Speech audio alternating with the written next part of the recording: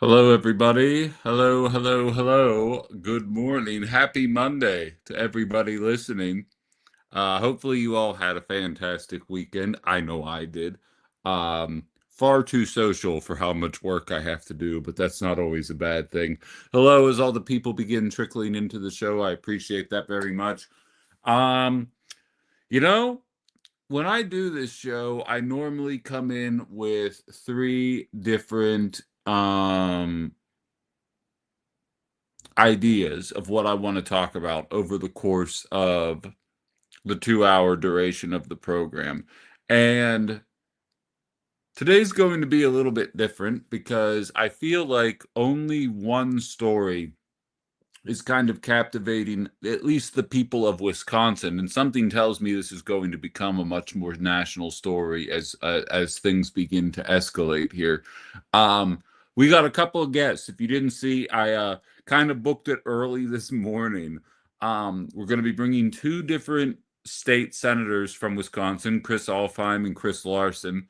At different times. Chris Alfheim is going to be on the program at 9:20. Chris Larson is going to be on the show at 10:30. I didn't really talk to them about what they want, what their thoughts on the matter are, but just based on what I know about them as senators and what I know about their politics, something tells me they're going to offer two pretty distinct, different realities surrounding what took place late Friday after Outside the Box wrapped up. And I see plenty of you guys trickling in across all the platforms. Thank you so much for being here. But before we do any of that, I think it's important that we get to the real news of the day, and that's the history of the airplane. Orville and Wilbur Wright achieved the first successfully powered, controlled, and sustained heavier-than-air flight on December 17th, 1903, in Kitty Hawk, North Carolina. The historic flight lasted for 12 seconds. I'm joking, of course. Happy EAA to everybody that has to be there today. We're going to jump into the news of the day, of course. All of that is going to be happening throughout the show. Of course, I would like to start the show. Anybody not listening to this in Wisconsin has no idea what that joke is, and everybody in Wisconsin is laughing at that. I just want everybody to know that. I want to start with my own take on the matter before we get some senators in here, and we're obviously going to react throughout the day as well. And anybody who wants to chime in, obviously, I already see Phil saying, yes, the BS Democrats are playing games. I'm gonna throw a StreamYard link in the tube of you chat right now. I'm going to pull Facebook up on my thing now so that I don't forget and think about it later. Um, Ferg says, screw EAA, they need to leave permanently. Methinks I'm finding somebody that lives in the region and doesn't like the traffic. Um, but okay, great. I'm going to have this up as well in case anybody wants to leave comments on Facebook too. But so, needless to say, if you know me at all, I saw what took place on Friday and kind of recoiled a little bit. And allow me to explain why. Um, I wear it on my sleeve. I've worn it on my sleeve that I'm a progressive minded individual. And more importantly, that I believe that progressive politics are the most popular brand of politics that are out there.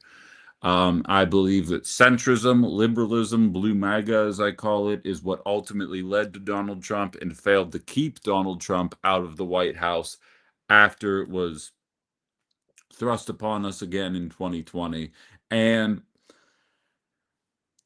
I think there are becoming countless examples we are finding countless examples of progressive politicians invigorating a voting base, generating excitement within a state that it might not otherwise exist. Now, not everybody has to share that opinion. And I can tell you right now that at least one of the two state senators is going to disagree with me. And as I oftentimes state on this show, that is okay. But I have to believe, and I will be bringing these questions up.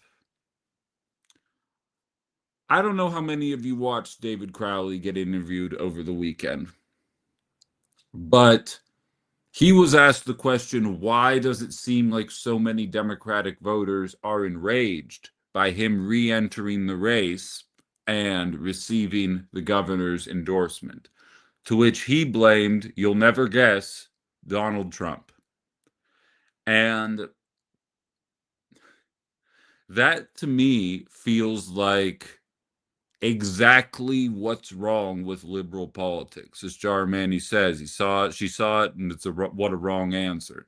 Then he was referred to as the establishment candidate. And his response to that was, a black person can't be the establishment candidate. Now, I do get the logic. I understand that historically, uh, um, the black population has been held down, and the idea that they could represent the man is a bit more difficult to process. But in 2026, it absolutely is possible. Like I always say about Lloyd Austin, Joe Biden's defense secretary, the first black defense secretary ever, which is great, but he also was just as much of a warmonger as all the ones that came before him. So you are part of the establishment when you start to act a certain way. And if you ask anybody who is knowledgeable about the race, um, Francesca Hong or David Crowley, who is the more establishment candidate, or hell, of all of the remaining candidates, Joel Brennan notwithstanding, I would argue that David Crowley is more establishment than any of them. Now, don't get me wrong, I have his contact info, and I'm intending to get him on this show to talk to him personally about his re-entrance into the race, receiving the endorsement from Governor Evers. But I have to say, how many more times do liberals have to touch the stove before realizing that this isn't the right way to do things? Again, had he stayed in and been polling vastly ahead, totally. What we are watching right now happen is like a very small time version of Kamala Harris. Kamala Harris was polling at less than 1% in 2020, and she was forced upon us as the candidate in 2024, and it was vote for her. Otherwise, have you seen the other option? David Crowley's campaign never generated any kind of momentum at all the entire time. And the idea that after he dropped out of the race, that he would be pushed back into the race and then immediately receive the endorsement from the sitting governor, that's suspicious to me. That should be suspicious to anybody.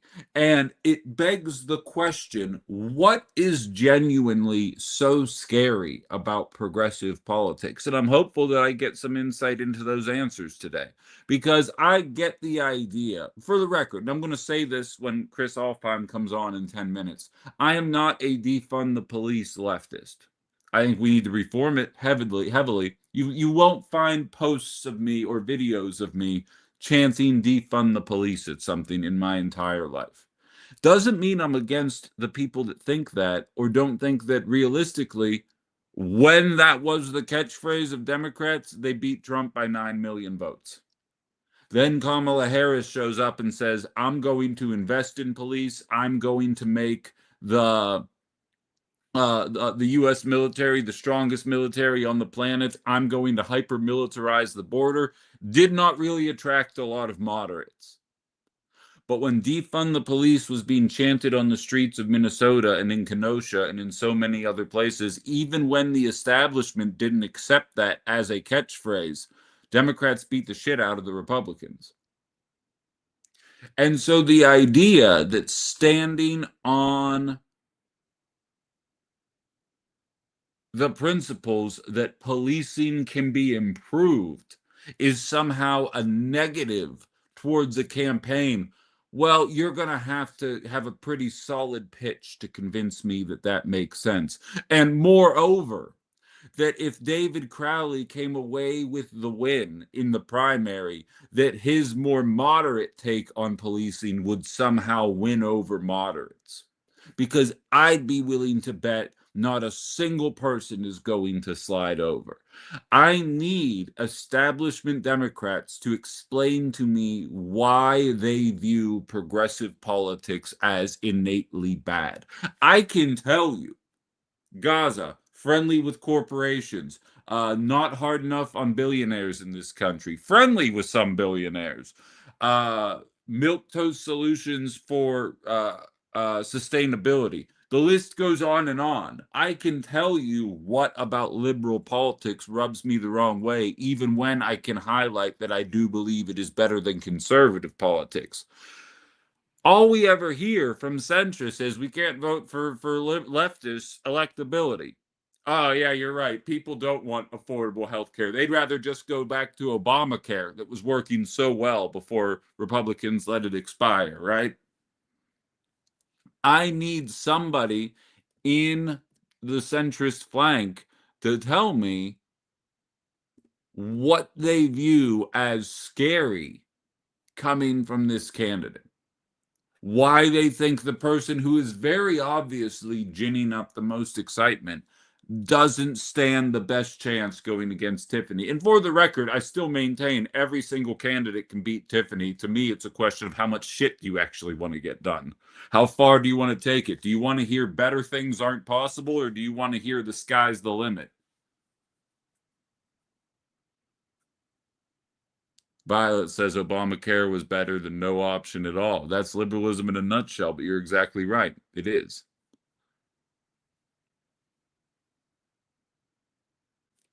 Yeah, what did you say here, Alex, before about the governor? The same governor who wasn't going to endorse anybody, BTW. That's what I'm saying.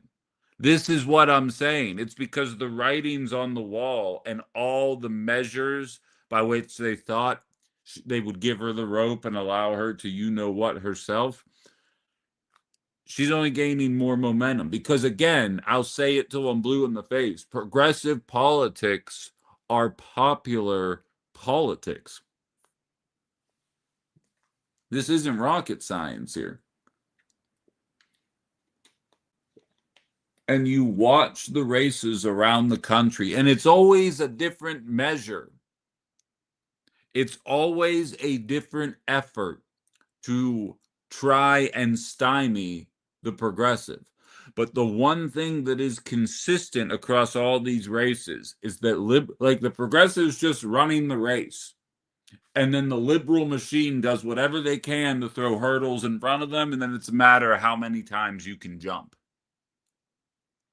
For the record, I think scandals notwithstanding, of course, I think we're going to see a main primary style beatdown. That's MAINE. Main primary style beatdown in Wisconsin. Even with the governor's endorsement, to me, Tony Evers endorsing Crowley is the same thing as Chuck Schumer endorsing Janet Mills. Like, what are your ideas? Because David Crowley had all the momentum behind him on Friday, had the news opportunities to go out and speak, and he complained about Donald Trump and said that he doesn't view himself as establishment based on identity and didn't have a single thing to say about politics. That to me doesn't track. I'm just checking the comments here on Facebook as well.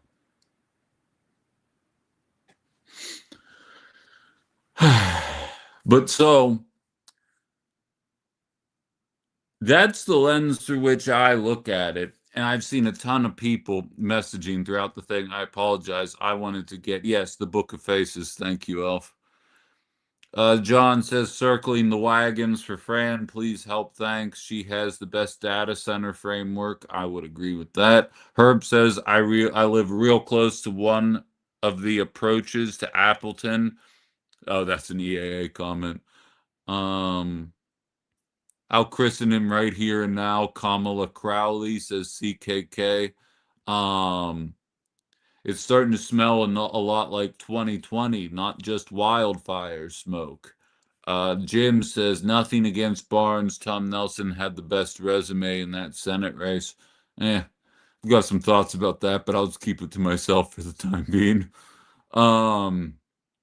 Lorelei says Dems get mad at a leftist accountability, but it's what we ask the Republicans to do the same for MAGA. Can't be hypocritical. I'd agree. You know what's ironic though, Lorelei, is I'd say to a certain extent MAGA is more reminiscent of leftists than the establishment. It's just that MAGA aims a certain demographic of people's ire in the wrong direction, in my opinion, but at least MAGA understands that the system is broken, much like leftists do. And then the Mitt Romney Republicans and the blue MAGA libs try and convince us that the system's fine. What we really need is just a couple more bucks invested in school, and everything else will just fall right into place.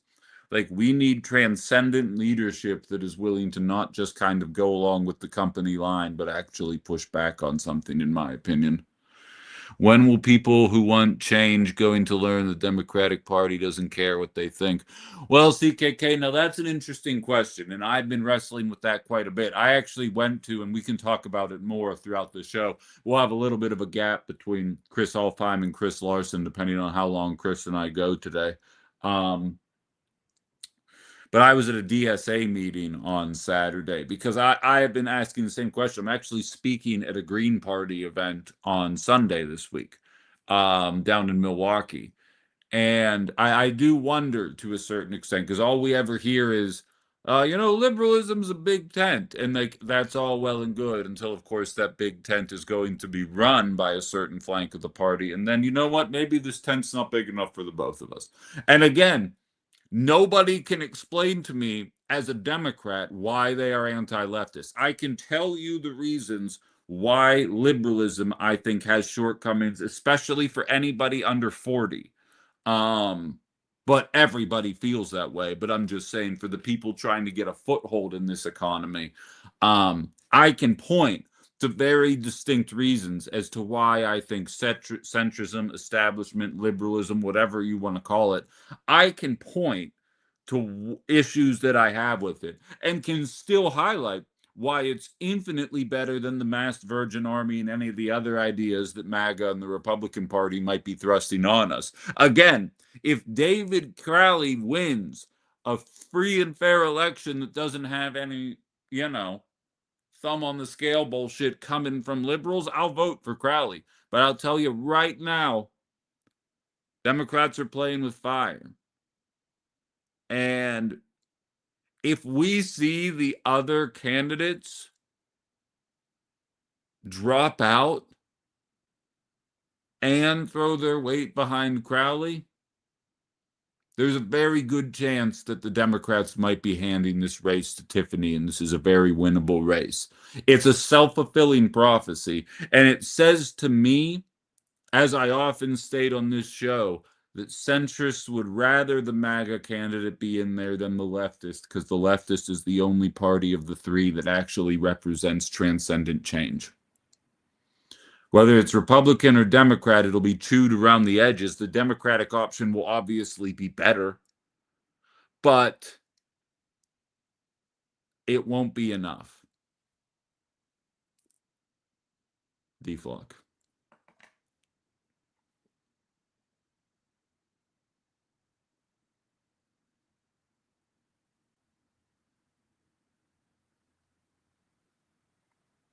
Yeah, between the RVs was there as well. Yeah, I believe we chatted for a little bit there, my friend. Random, but did you go on vacay? I haven't seen you in a while, but you look tanner. No, I'm just, thriving on life, Lizard. I appreciate the conversation. I don't take vacations. I'm just here. I see State Senator Chris Alfheim hopping on the backstage there, so we're going to jump into this conversation here, get her perspective on the matter, and as I stated, we'll have a different perspective in the 10 o'clock hour. We're just going to kind of make this the theme of the entire show. If you can't stick around, the show is going to be available on my YouTube page as well as the Minocqua Brewery and Substack archives as well. Maybe consider subscribing and follow along if you can't stick around for the entire show today. All right, I'm bringing you up here, Chris. Stand by. Well, hello. How are you today? Good morning. The fight continues. There we go. Yes, thank you very much. I'm glad you agreed to come on. Always appreciate having you on here. Last time I saw you was at the Flag Day parade. That's right. You told me keep causing good trouble. We didn't know what was happening in 9 days. At least I didn't. Maybe you were on the inside scoop. I would say since Flag Day, there has been more chaos than any of us expected. That's Isn't that's that the fair to truth? say. Isn't You know, that the truth? you look good on that parade route handing out those flags. Thank you. It's a shame WHBY doesn't have you anymore because you were a tremendous addition. I appreciate that, Chris. And full disclosure, you reached out almost immediately after and were very helpful. And you and I have a relationship outside of media and politics. And so before you even ran, like when you were running as an assembly member, you were one of the Right. first guests. So I appreciate that very much. Good. So I invited you on here because I know you and I agree on a lot, but we might have a little bit of a different perspective with what's been going on in Agreed. the governor's race here. And Yeah. I'll allow you to just kind of lay out there from your perspective why you think David Crowley re-entering, receiving the governor's endorsement, despite, in my opinion, not really generating a lot of traction or buzz prior to like during the first run there, why you think this is the best move that's going to invigorate Wisconsinites to show up in the general. Yeah. So first, let me preface: I am not part of the cabal of government leadership. I have been, in fact, I would be considered quite an outsider if you think about it. I've only been around literally for less than 2 years in my position, and really on the scene for only 4. So I'm not coming to you. I don't have all the answers here, and I want to make sure we understand that. I'm going to share my opinion. Yes. My opinion as someone from outside of government, as a business strategic thinker, and then I'll give you a little bit about my feeling inside. But just to preface, I'm not giving the opinion of the legislature. This is just my opinion from little old Fox Valley, Wisconsin. So I think where the conversation needs to start is what we're trying to accomplish. What we are trying to accomplish in Wisconsin is fixing 15 years of absolute atrocious behavior from the majority legislature in Wisconsin. There is, number one, we need to acknowledge that pain exists. Pain exists for the people of Wisconsin and across the country. And there is anger. There's anger at what's happening on a federal level. There's anger what's happening on a state level. There's anger all over the place, and it's valid. So I think the first thing that politicians need to acknowledge is that people are hurting. And when you're hurting and when that goes on for 15 years, there's anger as to why it hasn't gotten better. So before we get into that, I want to talk about the legislature and why this relates to the governor's race. In the 15 years of us being, whipped around by the Republicans in the legislature, the Democrats that we have, the base and everybody that has elected, have had zero power whatsoever. None.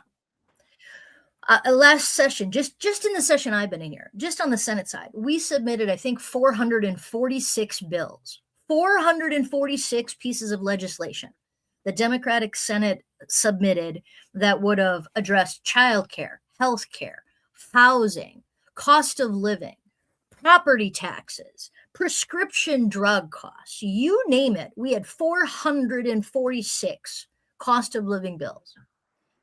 9 of them got as far as a public hearing. 3 of them made it as far as an executive committee meeting, which means the senators actually voted on it in committee. 0 of them made it to the floor. 0 out of 446 bills. I bring that up because it isn't a lack of effort. It isn't a matter of your Democratic legislators not understanding the pain and having solutions that would put it in play. The majority has ultimate control of whether we even get to talk about it. That's been going on for 15 years. 15 years. And that's just the Senate side. The Assembly puts in more bills than that. Tony Evers, a beloved Tony Evers, has been there for 7.5 years playing goalie in the net. He lets through what's moderately okay for the people of Wisconsin, and he deflects out all of the crap that has come from the Republicans.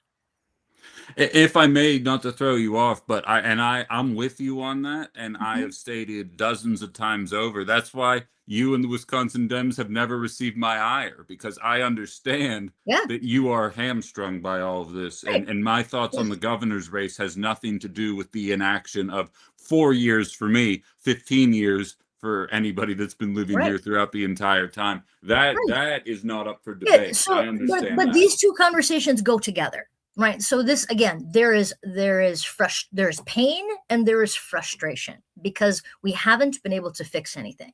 And I think that leads into the what have the Dems done for me lately conversation. And I think we have to understand not a damn thing. And it's because we can't. That's what a majority does in Wisconsin.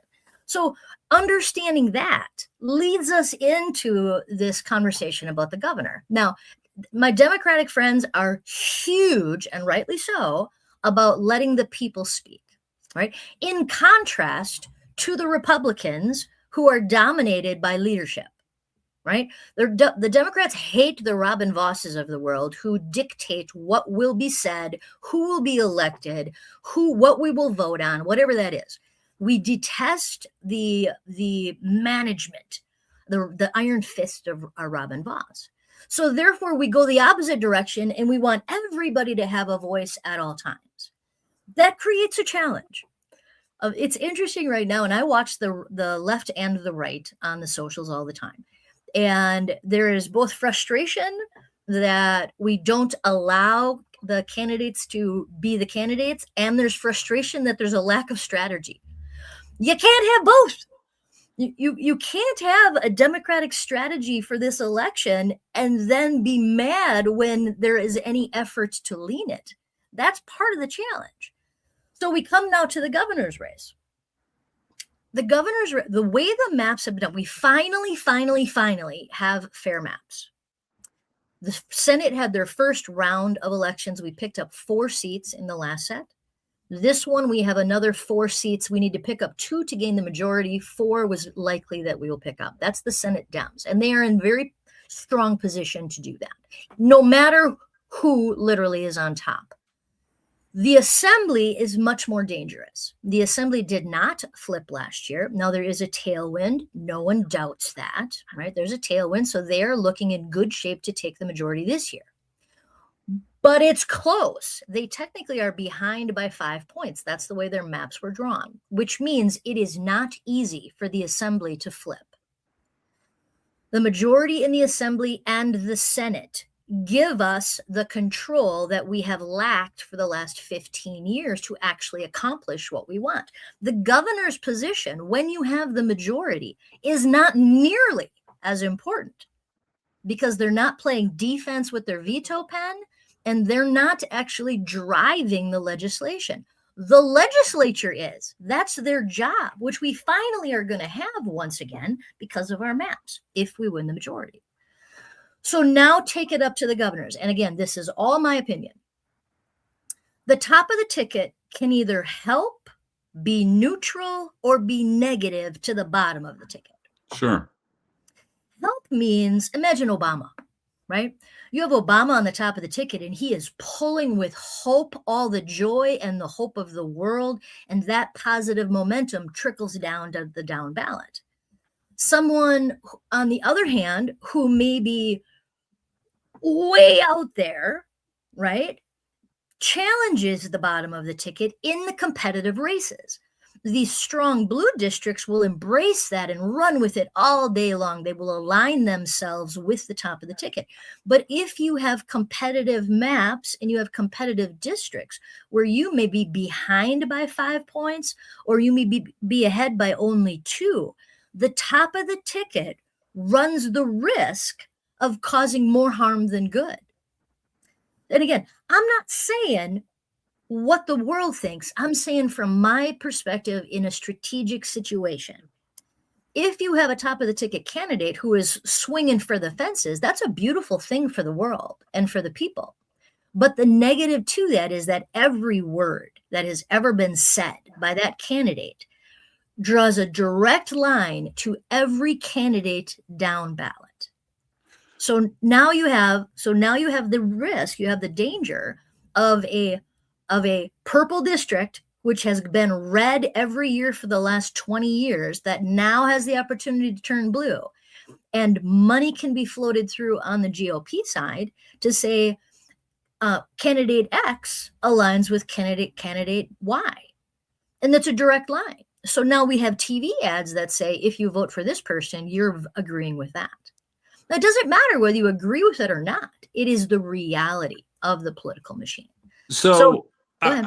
I could give a lot of contemporary examples, but since you brought up Obama, I'll just stick with that one. I'd argue he ran as significantly further left than he governed. And when he governed more as a moderate, yeah, there was the big win in 2008 with all the seats, and then there was a 60 seat swing in 2010 because he took the more moderate approach. I understand Wisconsin isn't New York, but whether you look at El Sayed in Michigan, scandals notwithstanding, the excitement Graham Plattner generated in Maine prior to the stories coming out about him there. Obviously, Mamdani, even John Fetterman coming from Pennsylvania before he had his heel turn after getting elected, was very much running as a progressive and won a swing state in Pennsylvania. I guess, where does the conventional wisdom that the leftists going further outside, as I stated to you on socials, I don't think the idea of purple necessarily means moderate. I Agreed. don't know that independent means moderate. I view myself as an independent. I most certainly am not a moderate or a centrist. And And so I people guess what question mine leads as to well. that? Did I freeze up? I can hear you still, but Okay. there you go. Yeah. Yeah. So I mean, I am a purple all day long. A purple doesn't imply that you have moderate milk toast thoughts. It means that you are in a situation based on your demographics that you must consider more than just your own feelings. And I think that's pragmatism, right? This is the Fox Valley. We literally have more businesses in my Senate district than any other district in the state. I don't have a choice, right? So again, I don't begrudge the strong voice. I think, to be honest, the Fran Hung voice, the Ryan Clancy voice, I think they add value because they continue to open up the conversation louder and louder to bigger issues. We have big issues. We do have a healthcare crisis. We have a childcare crisis. We have all of this. That's not the question. The question is, can you win the majority and the governor's house? But I'm starting with the majority because it actually is more important. The person at the top of the ticket, as long as they're blue and we have a blue legislature, we get what we want. If we have a blue at the top and we don't have blue at the bottom, it doesn't matter because the governor can't set policy. He or she can talk from the podium about what they want. They can create a moral document that says in the budget, we want to do this. But what happened to Tony Evers' budget every time he wrote one? It was literally thrown in the garbage, and the Republicans created their own. So the power of the governor is moot, except for the veto pen, unless you have the power of the legislature. So again, it is not a matter of tamping down the reality that the world is realizing we are in trouble. We need to make major changes. Some of those great big strokes have to take place on a federal level. We can't do universal health care. Yeah. It doesn't exist, right? We have to work with the broken system that we have. So the anger exists, and it isn't that it's not acknowledged. It's how do we fix it? We all have ideas. I don't care if you're Crowley, if you're Kelda, if you're Franny. I don't care. You all have ideas. It won't matter if we don't have the legislative majority to actually give what you want. So again, I know Franny. I haven't worked in the same body, but I respect Franny. I respect Kelda. I respect Crowley. I respect all of them. The question is, who helps us fix the problem? The idea does not fix the problem. A legislature that has the majority with the Democratic governor does. So why is Crowley back in? I don't begrudge him from getting back in. The only reason he stepped out is because Sarah was crushing him in dollars, and he's a pragmatic man. Do you know how hard it is to run a campaign? It is brutal. It is brutal. It is 60 hours a week trying to do your real job and campaign, and never mind where your family is because you have no idea on a daily basis.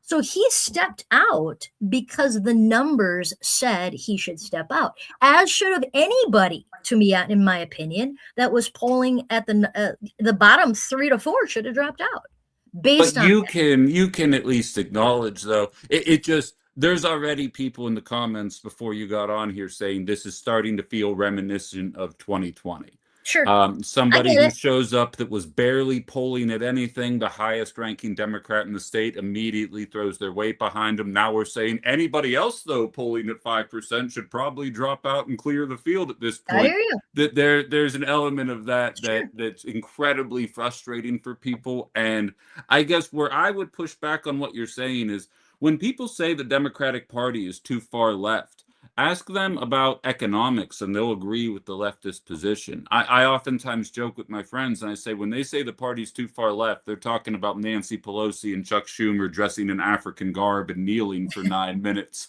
after what took place in Michigan, rather than the economic policy, Medicare for all, pushing back against a lot of these things. Maybe there's some disagreements on ICE and policing there, but by and large, I guess, can you sense there was a question over the weekend, I'm sure you saw it, where Mr. Crowley was actually asked, why do you think there's so much frustration within the Democratic electorate? And he blamed Donald Trump. And not like the obvious way Yeah. that things are kind of falling Yeah, right now I in think the state. I think the frustration is, again, it's beyond Trump at this point. I mean, there is pain. And we have a demographic issue, right? We have the bottom, 60% of the population is not keeping up in wages and the costs are sky high. There's no doubt about that. And there does need to be some adjusting. That we need to fix big things, right? I think that the governor, right? And I'm not Tony, and Yeah. I have not agreed with him on everything, and I have not disagreed with him on everything. But I will tell you, he has won the state of Wisconsin Yeah. during the midst of all of this chaos that has been going on for more than just the last few months. He has won in Wisconsin, even though it went for Trump. You have to give a little bit of clout to that. Again, think beyond. If you can get above the fray and look at what is our goal. Our goal is to fix Wisconsin. Our goal is to win the legislature after fighting for fair maps finally. Our goal is to have a Democratic leader. And Tony has never been, we know this, and you can watch the socials. There's plenty of people in the legislature on our team that have been angry with him. What did you want him to do with a Republican majority? You don't get to drive answers. And yet he won, which means there's something to learn from that. And we can be disappointed that he didn't accomplish more, but how is that going to happen when you have zero power in the legislature? He did the best he could. So I think where Tony's coming in, Tony has never been a blue person, red person. He has been, get us a leader who can try and drive us through this. And again, I don't know Tony. I know Tony, but I don't know his thought process. But when you look at the people on the board, did we actually see anybody? Did he see anybody? Because this isn't me or anybody else. Did he see anybody on the ticket that he felt had the ability to take us to where we need to go? Apparently not. Yeah. I Right? mean, it's an Apparently not. interesting take. I can't dispute that he did win the state in 2022 and in 2018. I'd And also, he's won 3 statewide. sure, I'd also argue Democrats would have won statewide in 2024 if they let us pick the candidate. That's a I'm not going to conversation. argue. There's so many things you can throw in the air. All I'll say is this. Again, sometimes I think our party is our own worst enemy. Yeah. Because what we want is full expression. What we want is we want to play out democracy in the truest form, which is anyone has a shot. And in this moment, I think that the larger voices that we don't always hear from are stepping up for the voice that is most outside the box, right? And I respect that. But we also have to remember that we're only hearing people that are kind of already near that box. The 30% or more of the population isn't tuning into any of these shows. They're Sure. not listening to the right wing. They're not listening to the middle. They're not listening to anybody. And that 30% is actually who controls this election. So we can froth, we can rev up, we can do everything we want to the base and the new youth base that is saying, hey, look at this. I like the sound of this. It still doesn't change the fact that 30% of the population is not paying attention. And they are sitting here looking at all of the everything like, why? And there is fear in the middle 30%. There's fear of the Donald Trump-esque, which is Tiffany, and there's fear of the Bernie Sanders, which is Franny Hong. I'm not saying they're right. I'm saying it's a reality. And our job is to reality win the state of Wisconsin at the top and at the legislature. So again, I'm not the insider. I've not been pulling strings and reins in Wisconsin for over a decade. I'm telling you, as a business person from the outside, what is our goal? And to accomplish our goal, we need both the top house and all of the legislative voices. And inside of that legislative voices, there will be and there should be strong voices on the deep side, because that's what keeps our party going forward. And the question is whether it makes sense to have the strongest voice at the top.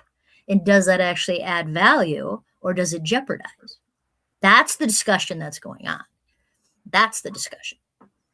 We're speaking with State Senator Chris Alfheim. I appreciate you so much taking 20 minutes here to jump on here and give us your perspective on matters here. I'm sure your chat line's going to be cray-cray after that one. Oh, I'm sure. But you know what? We need to have these conversations on shows like this, because right-wing media is foaming at the mouth to try and paint this like something that it isn't. So I think it's important to have the real conversations and then let those kind of speak for themselves. So thank you for coming on. I think this was important, and we'll talk soon. Thanks, Fred. Yep. Keep up the fight. Bye-bye. Thank you. Yeah. So obviously, she and I get along on a personal level. From that being said, I don't agree with her assessment on the matter, and that's okay. We can do that and then move on. But I personally, and I'm going to post the link here for anybody that wants it. Anybody on YouTube or on TikTok that wants to chime in, just request to speak on the matter. We're just talking Wisconsin governor's race here. It's not open talk. So if we can keep it a little focused on the point of the conversation here today, I would appreciate that very much. But I welcome anybody who wants to chime in on what they just heard right there. We're going to be hearing from somebody that, in my opinion, we haven't spoken about this off the air, but Chris Larson, I'm pretty sure, is probably going to be more in favor of allowing the chips to fall where they may. Which will give you a little bit of a different perspective within the Democratic Party from another state senator, albeit representing Milwaukee as opposed to the Fox Valley. Obviously, a different demographic of people down there. But I still didn't hear anything during that conversation that convinced me that leftism is innately unelectable, that it would make the people at the bottom of the ticket less electable by having a leftist on board rather than the opposite. And I meant to say it. This is why I should write my notes down, but I'm too busy being the Jay-Z of talk radio. Bernie Sanders in 2016 in the primary pulled in 130,000 more votes. I don't remember how much Hillary lost by in Wisconsin, but I know it wasn't a lot. I know it definitely wasn't 130,000. And it goes to show you that when the will of the people is subverted, you'll never be able to convince me, based on policy, reaction, the aftermath, knowing what we know now, fill in the blank. You'll never convince me that the fear of Bernie and the left is greater than that of centrism in establishment politics. That is the fear. And like I said it with a smile, but a lot of truth was said in jest. When Republicans say they hate how left the Democratic Party is, they're talking about Chuck Schumer and a dashiki kneeling for 9 minutes. They're not talking about holding healthcare companies to account for fleecing the American population. And I still have not been presented with an argument that makes me think, oh, I never thought about it that way. Like, I recognize that there are people out there that are going to call people like Fran, Bernie, myself, a communist. But I also know that if I moderated my beliefs, if Fran or Bernie moderated their beliefs on economics, they wouldn't receive more of those centrist votes. They would just discourage more of the other votes from coming out. And I feel like there's pretty ample evidence of that at this point. And I mean, the parallels, assuming everybody stays in the race that's in the race right now, I think everybody can calm down. And again, I am projecting as of right now a um main primary style beatdown. Like, for those of you that don't know, and I know Jen's in the chat, message me if I'm wrong, but I'm fairly certain it was like 72 to 28 or something like that in terms of what the final percentage was in Maine. So, like, I'm predicting something like that because I genuinely do believe Hong has that kind of a backing, specifically in the Blue Bastions. And what's funny is, if you haven't seen my Facebook message or my Facebook post, somebody posted, looks like the race is going to be won in the Fox Valley. And I reposted it and said, I'll take reasons my show was canceled for 1,000, Alex. Because I do believe that, and I believe it's important for us to have an actual conversation about this and not let the establishment powers that be, that's both Republican and Democratic, spin what's actually happening out there. And and I'm not accusing Chris of doing that, but I'm saying that the people who want to convince us that it's not that leftism isn't electable, I need proof of purchase because I'm struggling to buy into that conceit in 2026. Ali, I see you hopped on TikTok. Hold on here. Let me turn my thing up here and then yeah, what's on your mind? Okay, I'll be nice. I took a deep breath. Cartwheeled around. We're good. Okay. Uh-huh. So I just want to come from, I guess, a youth vote state of mind. And granted, yes, I'm not in Wisconsin. I understand that. I'm from PA, which in and of itself is also purple. So I'm going to sort of speak from, I guess, more of that perspective of just coming from like a battleground state that does sort of. Sure. I feel like purple's just like a cover for not getting anything done. But like so I go to Penn State, so it's like a pretty large campus with a ton of like college students from like this area. And like when it comes to electability in politics, which it seems like there was less talk about electability than there was strategy, and I think that's sort of what scares the youth vote, especially like those that are in the college setting. I've noticed there's a lot of, if we hear something that's similar to what Kamala was campaigning on or Trump, it has that like visceral reaction because of the years of disappointment from the Dems. And I think that sort of perspective is what's growing on the Democrat side. It's like it started with the youth because the youth is loud, we're naive, we just scream things, we're radical, whatever. But I think that it's super important to look at the youth vote, especially in like battleground states, because they do lean more progressive. In my opinion, like if you look at polls and everything like that, Mamdani broke records in New York for getting a historic youth vote out. And I think that it's only growing from there because I know that she had mentioned like she's looking at social media and everything, and that is the main thing. And I don't know if you, from like what you see doing media, if you see similar patterns in more of the youth votes with leftists. Yeah, absolutely. And not only do I see it in the more contemporary examples, but as I know, because you listen most days, I oftentimes talk about the 7 million vote reduction within the 18 to 29 demo during the Kamala Harris campaign. And I think when people hear these things, I mean, realistically, I don't need to tell you, even though a governor doesn't really have much to do with the matter, how you speak on our allies in the Middle East and what they're doing matters to voters. And if you remember, Crowley was one of the two people, along with Rodriguez, who chose to blow off the Wisconsin Muslim Alliance. That, in and of itself, is going to be something that is held against him were he to come out of the primary, regardless of what a governor can actually do on the matter. And then you go to the economic policies. I, for one, have been very vocal about continuing to fund public schools. Regular listeners for the last 4 years know I've been a staunch advocate for that. It cannot begin and end with that, because as much as I want to see public schools funded, that doesn't do a damn thing for me.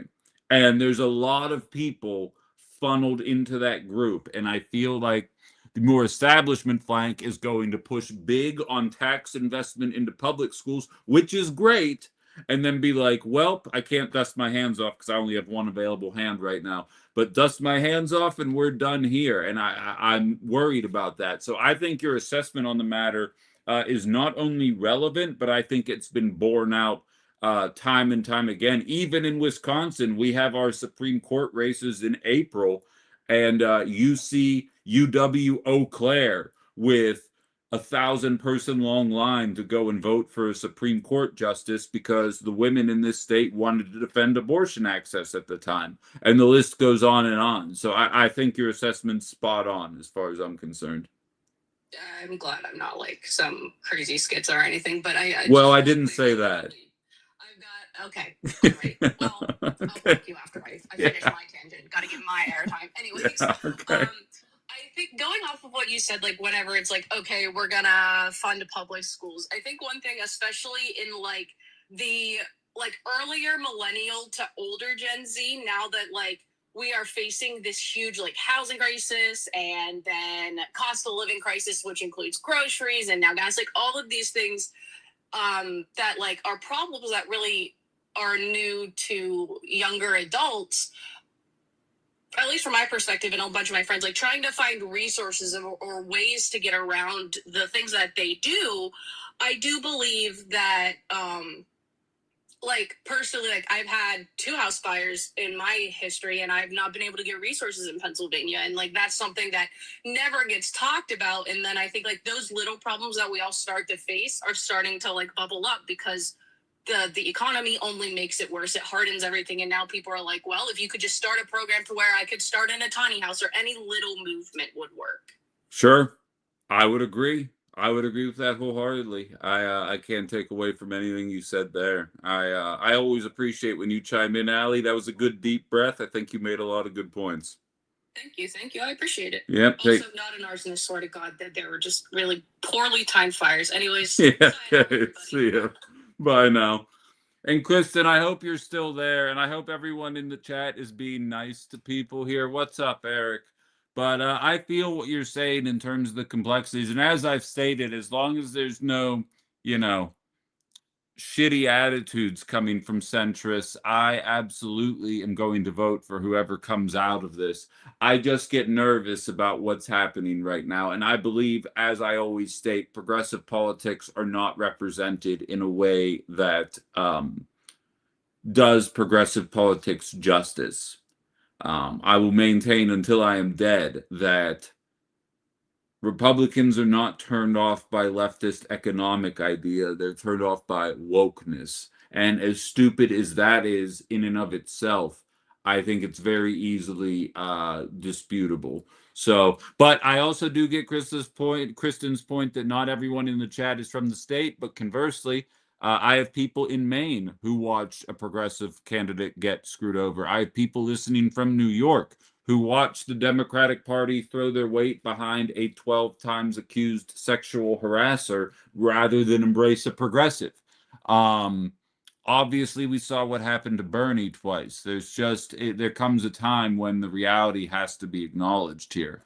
CKK says, if you can't afford groceries, just eat out more. Jar Manu says, my 76-year-old friend, aunt in very far north Wisconsin is even supporting Fran. It's not just the youth. I've seen conservatives endorse Fran. Like, the list goes on and on. I think it's pretty difficult to ignore. We've got Ecuadorian on TikTok. What's on your mind, man? You there? What's on your mind? How are you doing today? All right, about yourself. I'm doing okay. So I just need to make one thing blatantly obvious about all this. Ladies and gentlemen, you know, with all this back and forth between the progressive Democrats and the, Republicans, there's no point in this constant back and forth. It's doing nothing. It's basically like playing baseball with a team that can't beat each other. There's no point. It's a waste of money. It's a waste of civilian taxpayer money. And what we all need to do is find a way for each side to come together and start figuring out what you want your city identity to be, how much you want to allocate, figure out a fixed threshold so that the city can figure out, okay, how much do we want to spend and how much do we avoid spending? That is how you rebuild a city, because you cannot build a city when you don't have an identity, when your city has no idea how to spend money properly. You're not using it to help your community, because your community is what helps your city grow. So does tourism. If you don't deal with tourism as well, you will not grow. That's just the honest truth. Well, you know what's interesting about that, Ecuadorian, is I agree with what you're saying, but what I oftentimes state is if you show me a blue state, I'll show you a state struggling with poverty. If you show me a red state, I'll show you a state struggling with poverty. And if you show me a purple state, I'll show you a state that's stagnating and struggling with poverty. All three of them, it seems like, are letting us down, but just through different measures. But really, no state's really knocking it out of the park right now. Exactly, and that's a problem. None of them have any idea what they want their city to look like. They don't have identity. They're not figuring out how do we make our community come together as one to figure out what they want their community to look like. If you're not spending the money wisely, the community will get frustrated because they're seeing no progress being made, nothing is changing, and you're gonna get more upset citizens. That's just the honest truth. Absolutely. I appreciate the call. Is that Absolutely. I couldn't agree with you more. And I'd argue that's how Republicans win. That's the duopoly in action there. Is Republicans show up, mess everything up, Democrats take control, really don't fix a whole lot, and then inevitably enough people are like me are like, you know what? Screw it. I'm just writing my own name in this year. And then the Republican goes back into office, and around we go. interest? Right, right. Hey, I appreciate the call, man. Good stuff as per usual. You take it easy. You as well. Thank you. Yeah, and Kristen, I see you say after Fran wins the primary, they'll get in line behind her. I agree. And for the record, I think assuming the election is on the up and up, I'd say that's true of anybody. And every single one of these candidates is pulling ahead of Tom Tiffany. Again, we act like leftism is so extreme. We have a 700% increase in farming bankruptcies. We've got a war that nobody asked for, where American soldiers lost their lives last night. We've got a cost of living crisis that was actually trending in the right direction at the end of the Biden administration, while still being far too expensive, only astronomically shooting back up as we're looking at more interest rate increases by the Fed by the end of the year. All of these are endorsed by Tom Tiffany. And they're like, 6 years ago, Fran one time said defund the police. And then the Democratic president who ended up winning in 2020 went on to fund the police all 4 years, increasing their funding every single year. I think we're just playing into a Republican narrative that isn't real. That's not real life. Like, maybe we should, instead of attacking the left, just let those policies play out. Let the elections, play out, see what policies end up being more popular, while highlighting the fact that the 5'2" phenom Tom Tiffany is absolutely screwing over this state with every single decision that he ultimately ends up making. Brian says, funny, we are talking about money spent on cities. I bet there is not a column for rural expenditures. Well, I feel like that's the implication when people say cities. They just mean like, towns, villages, whatever. Your community would probably be a better term than cities. Ben, tell me what cities fund for rural infrastructure. I mean, all of it, right? Wasn't Joe Biden putting rural broadband funded by the government all across the country, which was a net positive in my opinion, because in 2026, if you don't have access to the internet, you basically don't exist. You're not going to be able to find a job. You're not going to be able to network. You can't do any of that kind of stuff. So, to me, I feel like there's very obvious examples of progressivism and liberal politics addressing rural areas, in a way that, hell, the post office. I feel like I have to defend the post office twice a week to some jag in my comments because they're like, it's losing money. No, it's not losing money. It's costing money because the post service isn't a business; it's a service. You don't say the police are costing you or costing you money or losing you money. You say they're costing you money because the police aren't supposed to be making you money. Although anybody who was driving on the roads in Northeast Wisconsin this weekend would argue they absolutely are here to make money. Did you see how many cops were on the road this weekend? The fuck was that all about? Um,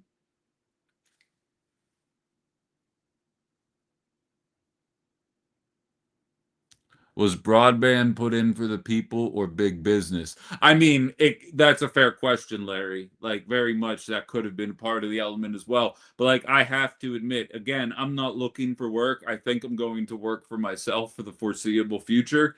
But if I were and I didn't have internet access, that would be a much larger mountain to climb, to say the very least.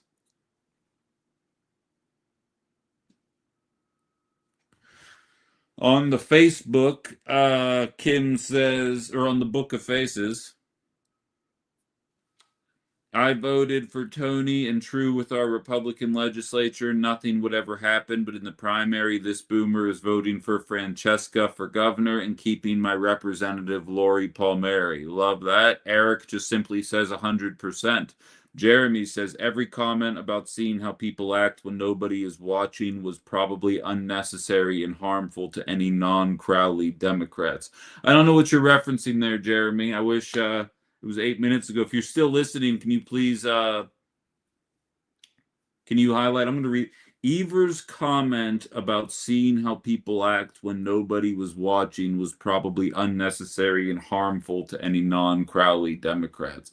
I mean, he endorsed Crowley, so clearly that's the route that he wants to take. Okay, you're on TikTok now. I didn't see his statement. Tom says the Republicans will be voting in primary. Will they be voting for Hong? That's the wild card in this primary. Here's the thing, and I saw somebody mention it, and I apologize. I have comments coming from everywhere, so I don't remember who said it. PBS NewsHour was running a thing saying that Republicans are running ads to get Francesca Hong nominated. Allow me to show you exactly how liberalism works, because that's the perfect example. The Republican Party is running ads attacking Francesca Hong. That's what's happening. For those of you guys that haven't seen them, they call her a liberal Francesca Hong, which is hilarious. They are running ads attacking Hong. And I would argue, I've never been in politics, but as a basic understander of general strategy, you don't do attack ads for people that you don't view as a threat. I believe the Republican Party is already attacking Francesca Hong because she is probably going to come out of this primary. And then liberals come out and tell you, see, they're attacking Francesca Hong to bolster her name. What's up, Sensei? They want to bolster her name so that she comes out of the primary and then it's easy pickings from there. I'm telling you right now, the Republican Party is more afraid of Francesca Hong than David Crowley. David Crowley is going to run on Isn't Donald Trump Scary? Francesca Hong, you can love her, you can hate her. She has a strategy already for data centers. She has strategies for taxation. She has laid her policies out there, and none of it is based in fear mongering or identity politics. The Republicans would love to run against a guy talking about identity and Donald Trump. They would not like to run against somebody who has fully fledged ideas and is able to defend their capacity to make their points about the failings of this administration beyond isn't Trump scary? As TR says on TikTok, and she cites sources. I'm saying.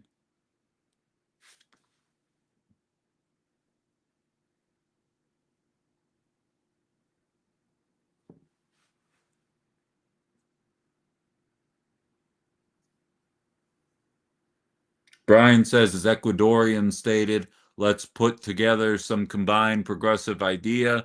Anything that is new, if it don't work, switch and continue. Anything is better than nothing at all. That's my attitude. If we tried ideas that I talk about on this show and they were failures, I'd be like, oh, well, that's a shame. I really thought that was going to work. Anyway, who's got a new idea? The only thing I know that absolutely isn't working is maintaining the status quo.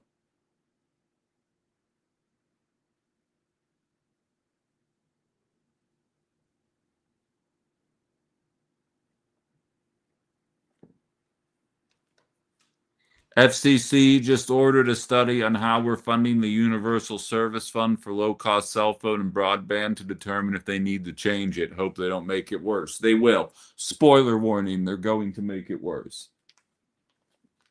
But so, we have a second guest coming on the program at 10:30. It's going to be State Senator Chris Larson. Represents the Milwaukee area. He and I used to do a recurring podcast together on Wednesdays through the Minocqua Brewing Company.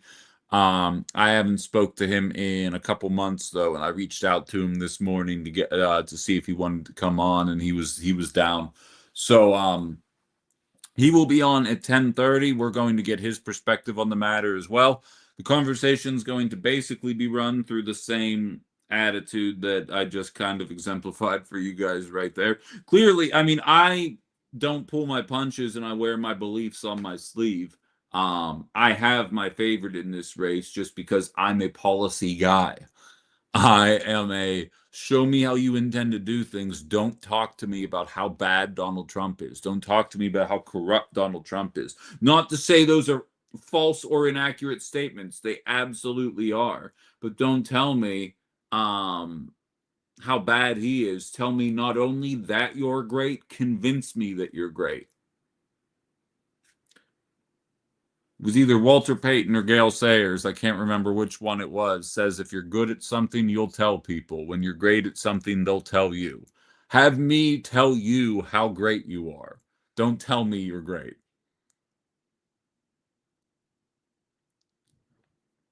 Yeah, Kristen, I agree. Data centers, I think data centers and flock cameras are the two mainline issues. In fact, I was speaking with a libertarian candidate a couple weeks ago, and I said, if you want to put together a campaign that's actually going to make noise, run on flock cameras. And I promise people will show up.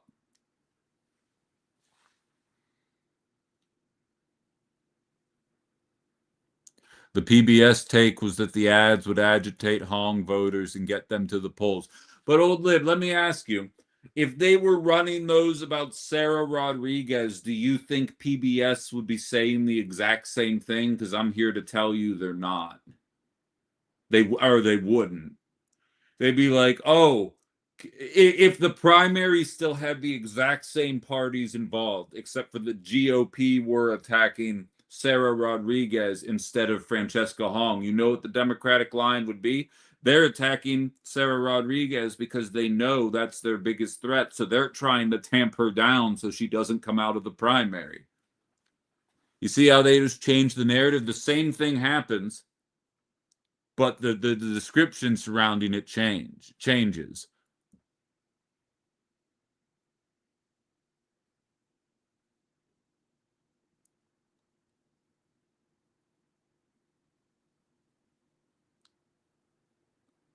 Northwood's Progressive, just really quick PSA, Marionette City Town Hall for anybody who's listening in that region. At 4:30 today, there's a Council for Public Safety Committee meeting for Flock. You can go make a public comment. That's 4:30 today in Marionette.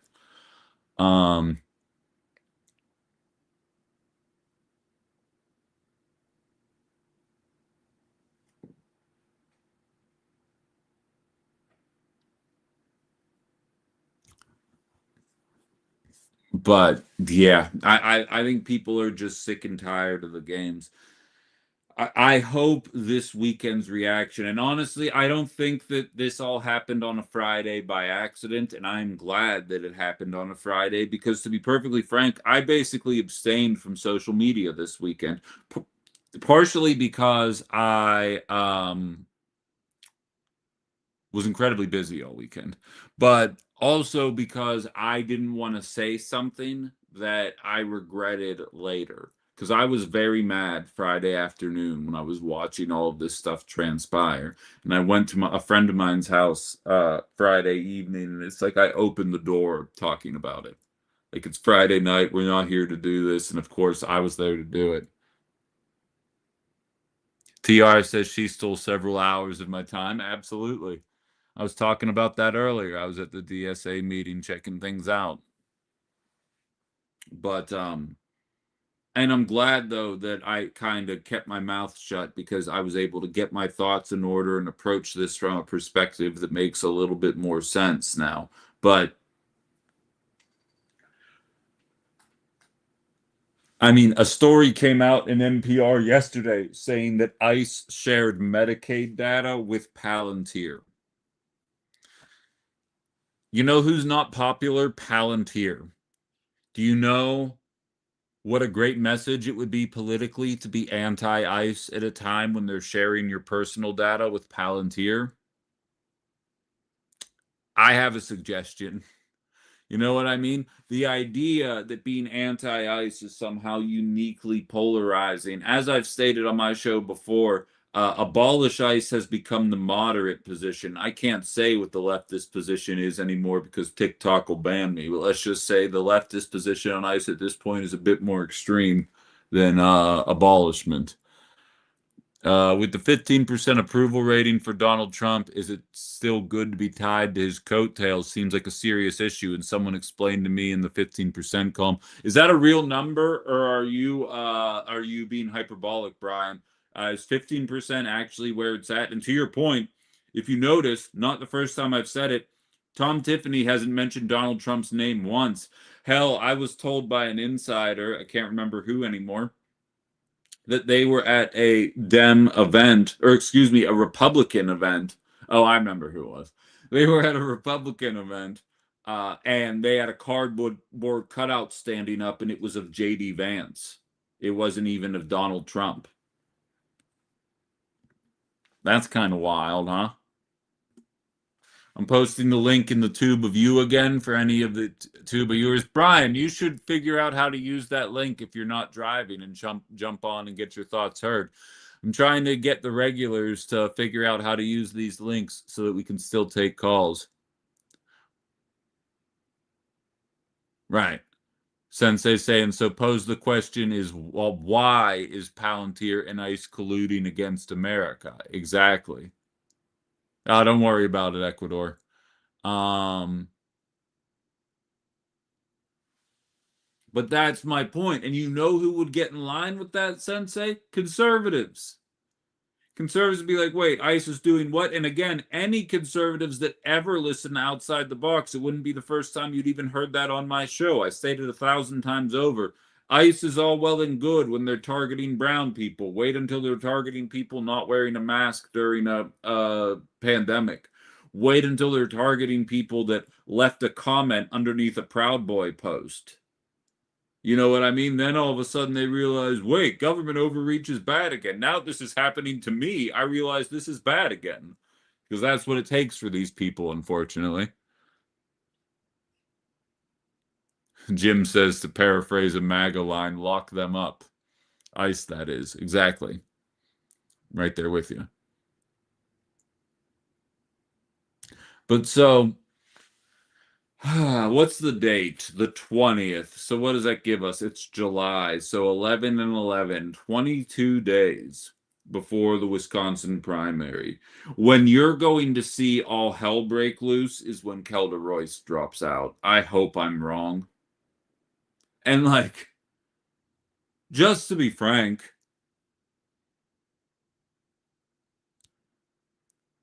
I have there's always a human element to this show, right? And I realize the violets of the world are gonna punch me in the face when they meet me in person for saying stuff like this.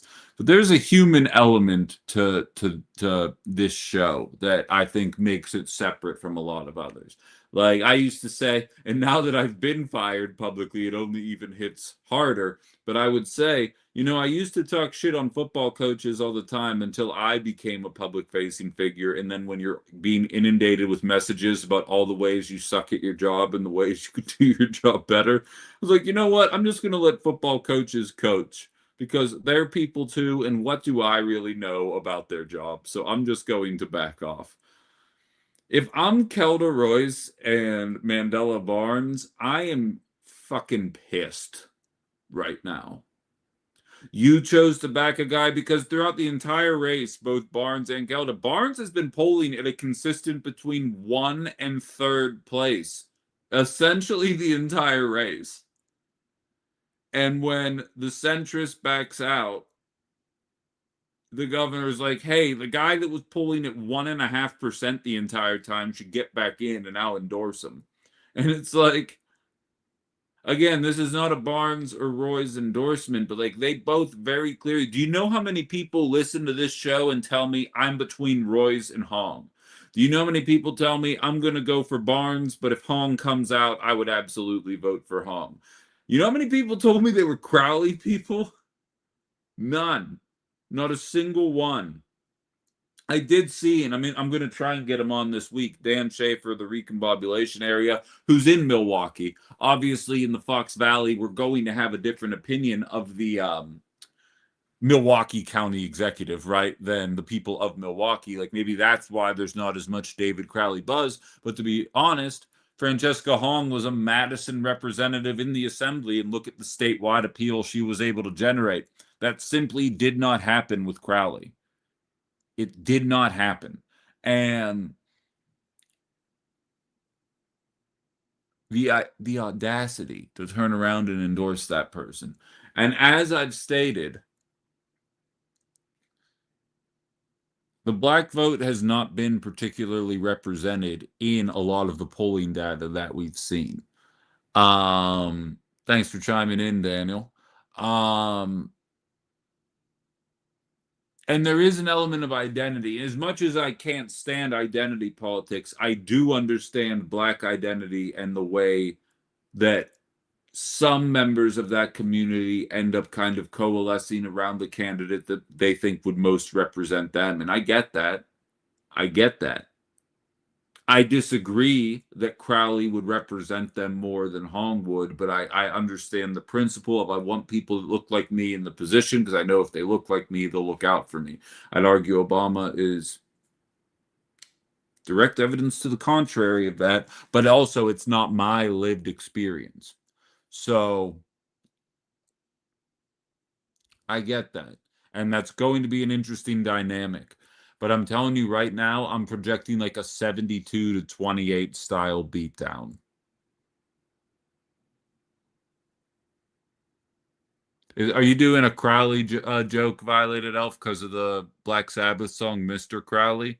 Or is it a Victor Crowley joke from the horror franchise Hatchet 1, 2, and 3, and then the 4th movie just simply called Victor Crowley, which was actually the best one, ironically enough.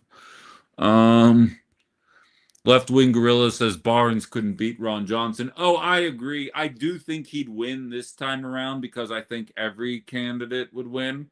Yeah,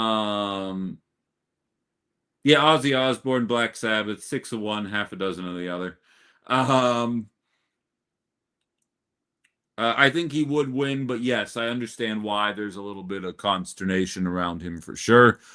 Kay says, I am very sympathetic to the frustrations of Maine voters. Yeah, I feel like Jen's in the comments right now, and she's been stating, she's in a Discord chat that I'm in with about 30 or so people, and she always states, she's like, just wait, it's coming for Wisconsin. Granted, Hong doesn't have the kind of baggage that Plattner had, but it doesn't change. They tried to hit her with, she has $30,000 of credit card debt, and all that happened was a bunch of millennials and Gen Zers were like, "Oh, she like me," and then we moved on, because that's not a sign of failure to anybody under 40. It's a sign of living in America. To anybody under 40, if that's the best they can do from a scandal standpoint, they're going to have to beat her through electoral shitbaggery, and we'll see if that ends up happening. Yeah, Plattner's out, Sensei.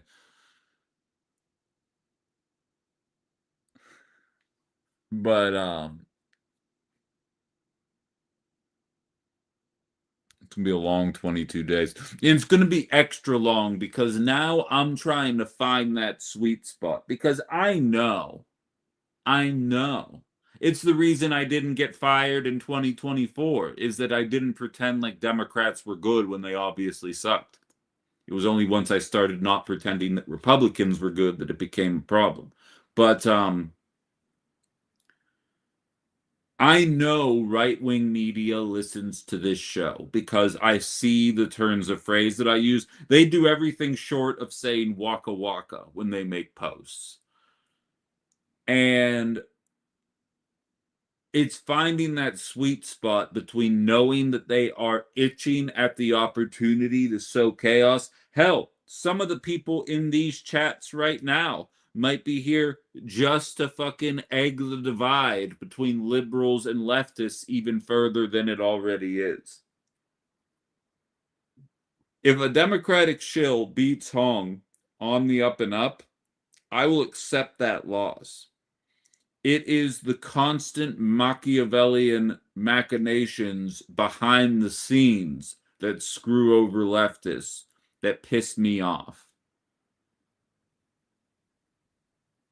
I don't know his stance on guns, CKK. You should check his website. I'm not familiar. And so I am like in a perpetual state of measuring my words and trying to find a way to have this conversation, letting liberals know I'm not here for it, and I will call it out. And if it gets shitty, I will absolutely use this platform to cause chaos. But at the same time, I know that there's a lot of bad faith efforts. As of right now, nothing super shitty has happened outside of endorsing. I see you, Garnett. I'll get you on in a second. Outside of the sitting governor endorsing somebody who didn't have a snowball's chance in hell 10 days ago after saying he wasn't going to endorse anybody. But it's if the other candidates start to drop out and they also endorse Crowley, then we're going to have an issue. And I don't want right-wingers to exploit it in bad faith because they know people like me out there exist, and something tells me something like this caller here who wants to chime in. I'm bringing you up. Is it Garnett or Garnet? What's the inflection? So I usually say Garnet. Garnet, perfect. It's kind of like hit that G and let the rest of it fall out of your mouth. Perfect. All right, how are you today? Doing good. Just a quick aside. I have Chris Larson coming on soon, so we gotta wrap up. But yeah, what's on your mind? Absolutely. You know, the biggest thing I just wanted to jump on here and talk about is like the Kelder Royce of it all, right? Kelda's a fighter. I don't think that she's gonna drop out. But if she does drop out, I can't imagine her backing Crowley. Okay, good. Unless there is some like values based, right? Unless there is some like serious like leverage being used on her behind the scenes, I don't see her dropping out. I don't see her endorsing Crowley. If that happens, you're correct. That's gonna screw with a lot of folks. But I actually wonder if she would drop out. I wonder if she would she's either gonna end up behind Mandela or behind Fran. I would be really surprised if she ends up behind Crowley, unless there's some real leverage being I agree. given. I Yeah. agree. Do you think, and I just got a text from Chris saying he's running a little late, so now we have Right. a minute or two here. Do you think the Evers endorsement carries weight? I said, I compared it to Chuck Schumer endorsing Janet Mills. Maybe not that bad, because I don't think it's going to scare people away. I don't think people hate Governor Evers, like they do Schumer. Do you think that endorsement's going to carry any weight?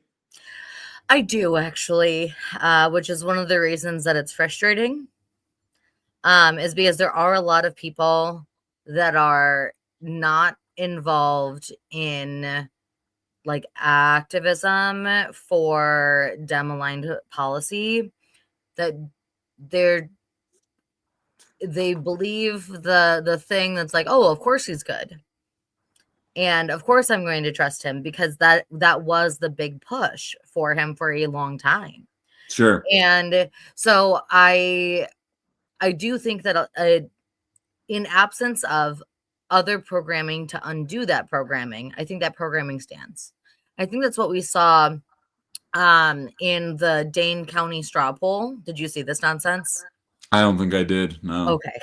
So this is nonsense, but basically it went 19 Crowley, 19 Kelda, and then Fran took like 11 or 14, and then it went Mandela. Crowley, yeah, 19 Crowley, 19 Kelda, 11 or 14 to Fran, and then it went Mandela, and then Joel received 9 as well. And so like that is kind of what the breakdown of it was, and that just tells me that they probably received a lot of programming just prior to that poll being given, because that county would not have gone Crowley. Not that county party. Yeah, that's a sure. very left county party. That county party does not go Crowley without the Evers endorsement, and it does not go Crowley without programming being given. That's and so that Dane County straw poll was like got a lot of people a little spicy. The Wisconsin Resist crew actually also put out like a very informal poll, but we've surpassed 1,000 votes on that, which means it's statistically significant, and it's hard hung. And so I think that that's interesting, and it just doesn't follow. Brian, I see you backstage. We'll bring you up when we wrap up here. I apologize for interrupting. I'm getting used to this here. Yeah, but go on. Yeah. Well, so I think that it is interesting that we have different groups doing different data, but the Dane County going so strong Crowley tells me that programming is being offered for Crowley, and programming is continuing to sail for that's interesting for Evers. Yeah. Okay. All right. Well, I'll pop off. Yeah, we'll see what happens. I appreciate the insight, though. That was good stuff. Thank you for being here.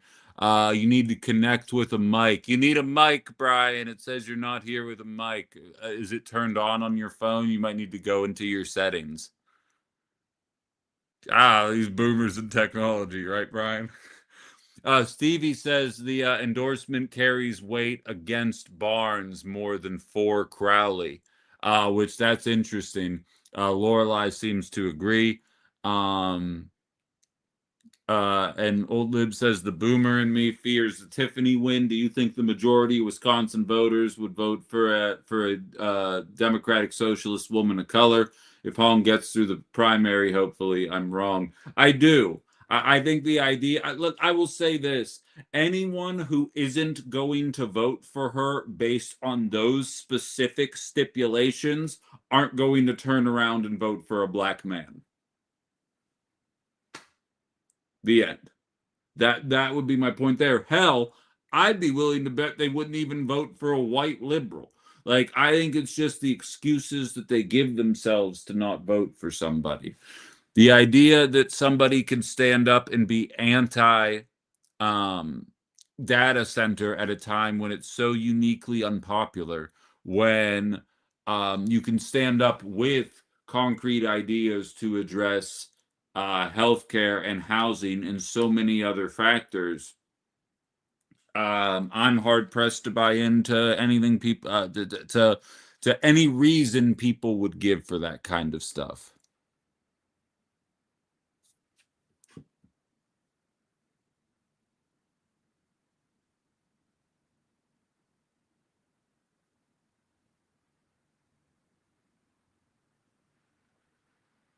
Yeah, it's two state senators. There's people asking on TikTok. So Chris Alfheim, who was on in the 9 o'clock hour, is the state representative or state senator for Fox Valley, which is where I'm at. Chris Larson, who I've actually had on the show before because he had proposed some bills to discuss bail reform a while back.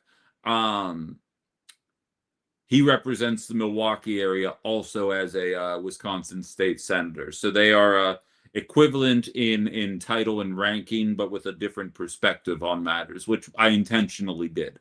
I actually reached out to 4 or 5 people literally this morning to try and get them on, and thankfully a couple of them got back to me. You're all good, Brian. It's probably in the settings on your phone, but we'll figure it out for you. We'll get you on there. I'm trying to help Cynthia learn how to do it as well, so we can get her back on the program too.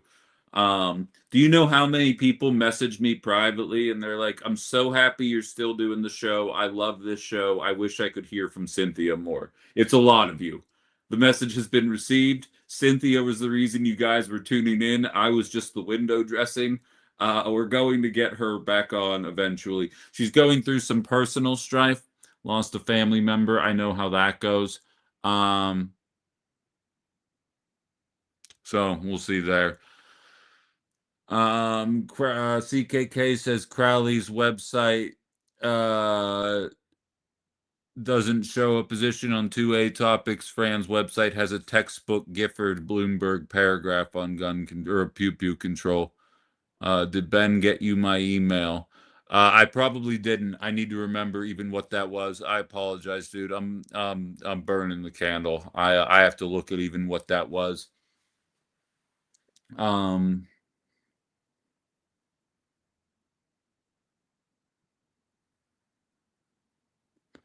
But so why are we talking about that in the chat right now?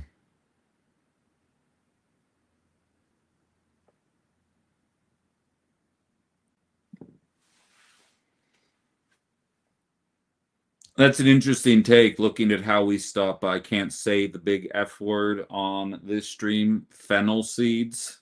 I'll call it that. I think I was told that's how you can kind of get away with it.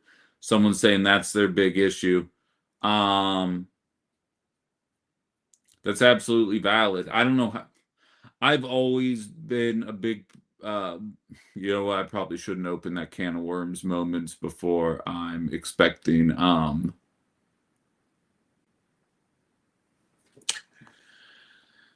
a state senator to come on, but we'll see about that as time goes on. That whole conversation there just shut my brain down there, if you guys can't tell. But I think it's a difficult question to answer that doesn't have any simple answers. But I think it's a valid concern, especially in the Midwest. Nevertheless, you're talking to a guy who's lost 3 people in his life to that bastard drug. So I don't know what to call it. So yeah, I feel where you're coming from there for sure. But so we're at an impasse. We're going to get a second politician's beliefs in just a few moments. Ali says there's many answers and it starts with progressives. I agree. It ain't building a wall. Like, prohibition never works with that kind of stuff. See, that's why this will be a great talking point while we wait for Chris to get on. When people say Fran's attitude towards restructuring police is somehow damning, Arthur in TikTok brings up a question. He says, how do we stop the thing that people have been ODing on? I don't know what words I can and can't say, this stupid fucking app. But taking the certain kind of substance that has been taking people's lives for the better part of this decade here, in conjunctions with another crisis that was prescribed by doctors, you don't stop it by penalizing it. You don't stop it by making it a crime to do it.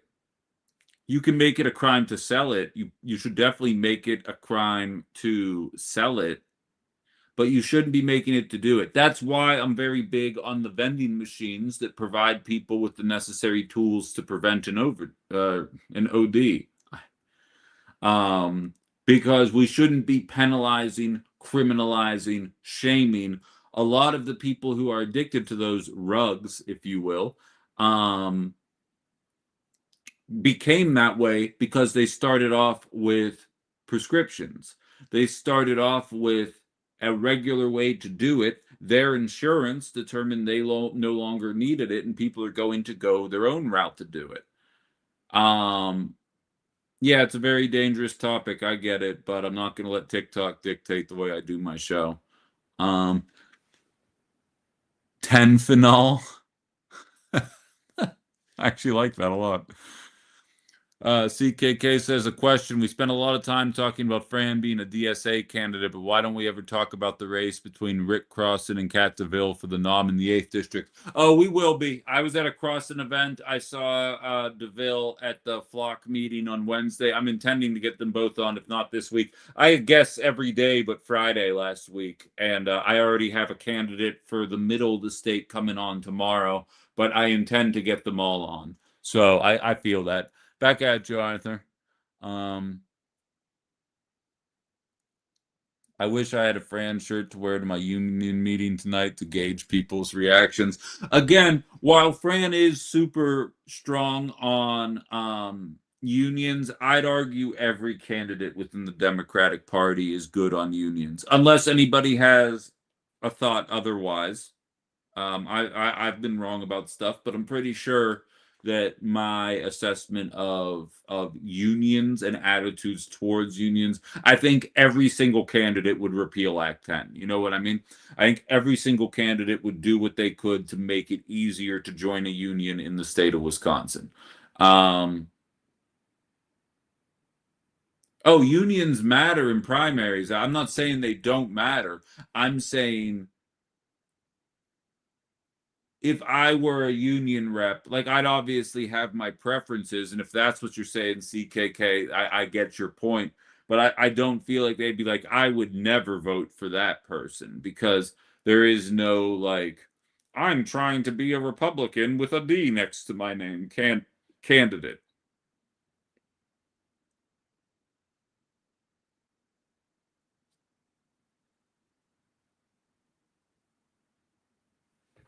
I agree with Lorelei's take on YouTube. She says, I would argue that she is invigorating the left base, will encourage a bigger turnout as long as the blue, no matter who, doesn't completely change their support post primary, she'll dominate. I hope so. I hope so. It's now we gotta hold our breath. See, this fundamentally, every time you hear a Democrat tell you about the existential threat Tom Tiffany, Donald Trump, and MAGA in general represent to the nation, always remember that we could just be waltzing into this primary, coalescing, and already talking about Tom Tiffany. No disrespect to Royce or Barnes, but like,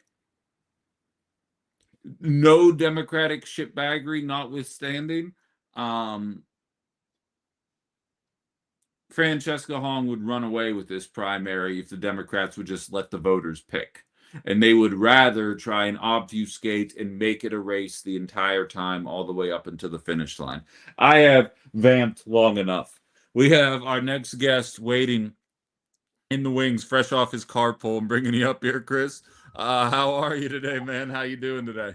I'm good. I'm good. Just did my dropping off kids and picking up staff and carpooling over here to the Capitol. Doing all right. And then, of course, I don't know if anyone's dropped out or entered the race for governor in that time, but please let me know. Yeah, it's the same since the last time we spoke at the very least. And I made this disclaimer earlier in the show, but in case anyone listening wasn't here for that, Chris and I were used to do a podcast weekly together. So there is, and Chris Alfeiman and I also had a relationship. So it's not like I'm all upfront about this stuff here as we jump into this. But I brought you on here because I knew you were going to have some certain opinions here. So let's just start with your basic reaction to Friday. I said I was so thankful that it was after my show. I had 48 hours to kind of like decompress and approach this in a much more calculated way than I think I would have if the news broke while I were doing the show. And so your initial thoughts on where we stand today in the race. Yeah, I mean, it was really surprising. Frankly, I think that there was things were shaping up. It was looking like it was going to be a sprint. You know, Sarah Rodriguez had dropped at that point in the morning, and I think that really opened it up. It could have been anybody's race at that point. It opened up the opportunity for Kelda to be able to kind of replace Sarah as being somebody who's inside the building currently and knows what's going on here. Somebody who has like pretty decent fundraising, and I think that kind of got squashed as soon as the rumors came out. It seemed fake at first because it just seemed so far-fetched with somebody saying, "Oh yeah, David Crowley's getting back in the race," and it's like, well, I don't think he ever got above 5%, right? Like that doesn't make any sense at all. Like there was a reason he got out. The last thing that he did was to endorse Sarah Rodriguez, who like basically did not have the financial sheets balanced correctly. So that was the last thing that he had done. And frankly, in that week in between, it turned out that a quarter of all transit routes in Milwaukee County, the area that's in his jurisdiction, were going to have to be cut, contrary to what he had said in terms of his own budget. There's also a big fight breaking out about a building they want to build next to the courthouse in Milwaukee that's going to cost the price tag had doubled, and it looks like it's almost doubled again. It's going to be over $1 billion all said and done. The same price as if instead they would fund every single parks project that they know about in our county, which has, you know, tons of deferred maintenance. And so for him to get back in would have been surprising in and of itself. And then to say like, oh yeah, Tony Evers is coming out of the sidelines here and is looking to try and throw his weight behind somebody who had dropped out. It seemed unbelievable. Frankly, even now on Monday, it still seems unbelievable that it seems to be the strategy of the establishment to say, yep, this is the safest route to go according to them. And it seems like it's thrown the entire race into chaos at this point. Do you hear any I realize there hasn't been a lot of time with you on the Hill, like since that announcement here, but maybe even before this decision ended up coming down surrounding where the consternation, like you're really watching a groundswell around a candidate. And I don't need to tell you, I know you're politically engaged. We're watching it happen in Michigan. Michigan's not a far cry away from Wisconsin. We watched it in Maine, scandals notwithstanding. You're kind of watching the bubbling up surrounding progressive excitement here. And I genuinely, naive little old me, I was like, Wisconsin feels like they know better. It's a very politically engaged state, and like you're kind of reading the tea leaves and they'll just back off. And it kind of feels like, where does the consternation come from with this candidate? I guess that it seems like there's a vested interest in trying to find anybody else other than the person who's been pulling ahead most of the race. I mean, I think if you take a few steps back, there's so much money in politics right now, Ben, it is bonkers, right? Yeah. Like, and it has really changed the shape of it. So it's not so much the individual candidates as it's just the environment that we are in. Everybody sees it at the federal level. It has creeped into the state level. Local level, you can still win just knocking on doors straight up without having to raise too much. But at the state level, that is shifting. Like every once in a while, a candidate will get through just on straight grassroots. But there's tons of money. And there's only so much money that activists are giving, people that really care about, making sure that there's good governance because of the lack of dedication to civics in America. There's less people who are super engaged in this stuff. Frankly, it's a self-fulfilling prophecy when things aren't done, things aren't accomplished, that your idea of things not being able to get done just becomes a self-fulfilling prophecy, right? Your skepticism and cynicism becomes self-perpetuating. So the people who throw money in have realized that they can get a return for their investment. And so now you have more and more people who are like, okay, this is an investment. I can put money into the political process, get the politicians I want. And it's gotten to the point where they don't even need to pass legislation. It's just keep the broken status quo. Don't get involved in markets. Don't get involved in businesses when they're doing horrible things. Don't get involved when the rich are stepping out of bounds. And then they can continue to do what they want, which is accumulate more wealth, screw over the working man and woman across the country.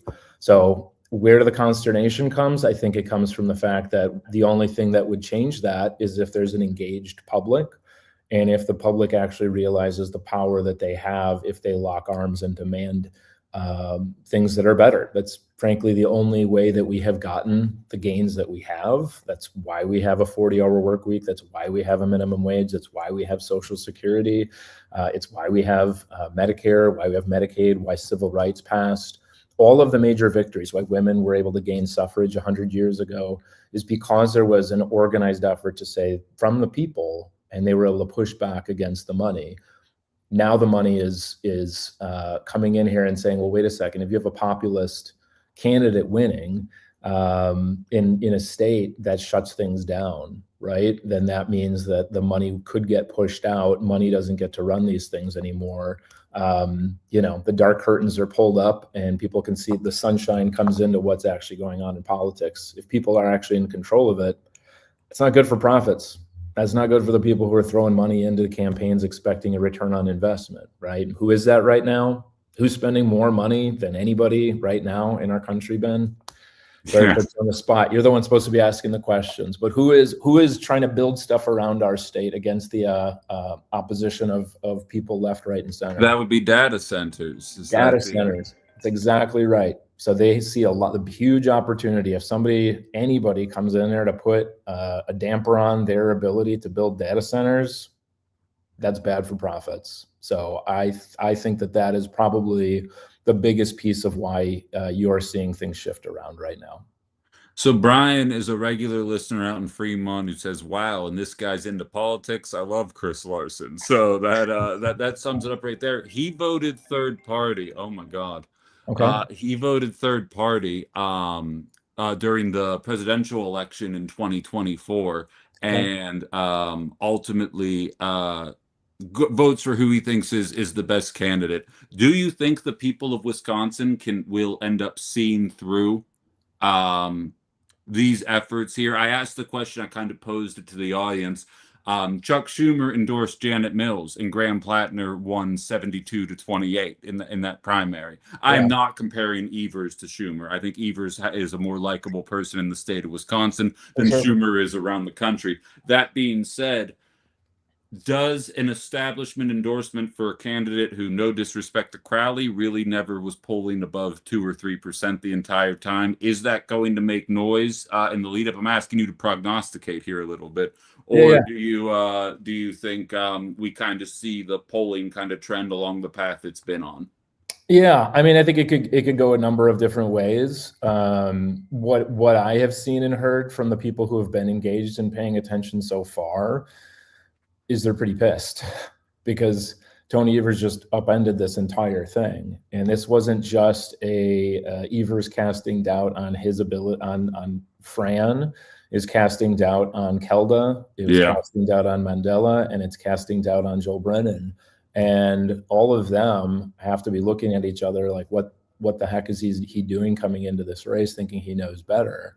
So I think there's definitely, and each of them have kind of been running anti-establishment campaigns. I mean, even Joel Brennan, I think he was the second candidate to come out in favor of a data center moratorium and saying that there needs to be strict regulations on these things. And I was like, that's interesting. This guy can read a poll, Kelda and Mandela have been pretty severe against data centers. And then of course, Fran is the only one that's come out for a full moratorium. David Crowley has not. right? And so that's the thing where I think there's a key difference. So they could definitely align and say, yeah, we don't want this. And if it just pisses people off that the establishment's trying to come in, it does seem a lot like this is 2016, right? Where there's huge efforts to shoulder Bernie to the side. And so I think this could absolutely backfire. And especially if there's attention nationally that there's a push to try and get the establishment to maintain, that could absolutely backfire. Tony's popular because he beat Scott Walker. I don't think a lot of people have looked exactly at the record of what he did not fight for, right? Because it's like, Sure. oh, we have this, it's better than Scott Walker.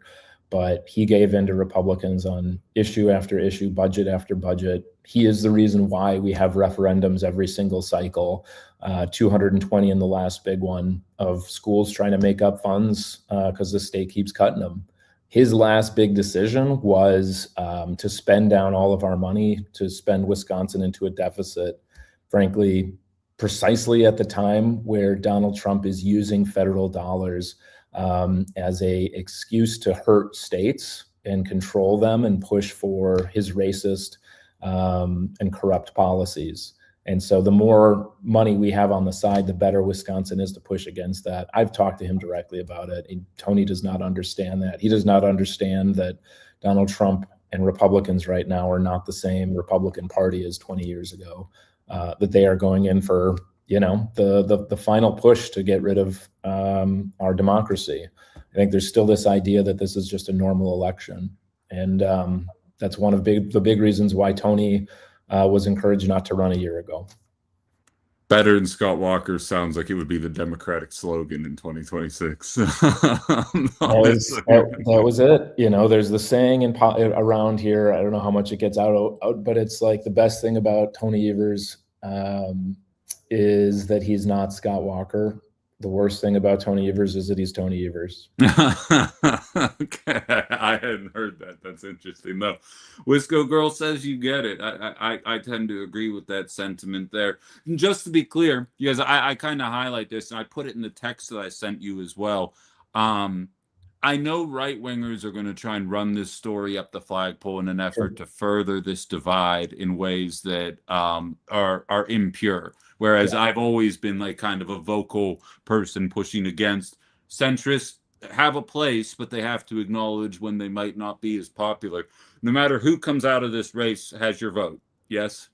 For this, yeah, absolutely. We have to beat Tom Tiffany. I think that's important for everybody to recognize and remember that Tom Tiffany is he's god awful. Like, this is a guy who he knows, like typical Republicans, he knows exactly what to say, what polls well. Mm-hmm. It's just if anybody looks, looks past that they recognize that he doesn't believe in any of this, right? It's the kryptonite of Tom Tiffany is the follow-up question, right? Is he's like, oh yeah, I'm against the Iran war. How come you didn't vote to end it? How come you just voted to give a ton more money to the Department of Defense, right? He's just like, oh yeah, no, I'm going to push against data centers. And it was like, no, there's legislation nationally to try to do that. You did not step in the way, right? So he knows exactly what he should be saying, but his record is there, and he would be absolutely awful. He would be worse than Scott Walker, if folks can believe that, because he would just follow what Donald Trump wants. So he would be like Scott Walker to the Donald Trump power, if you're looking for a math equation. There we go. And that would just not be tenable for the state of Wisconsin moving forward.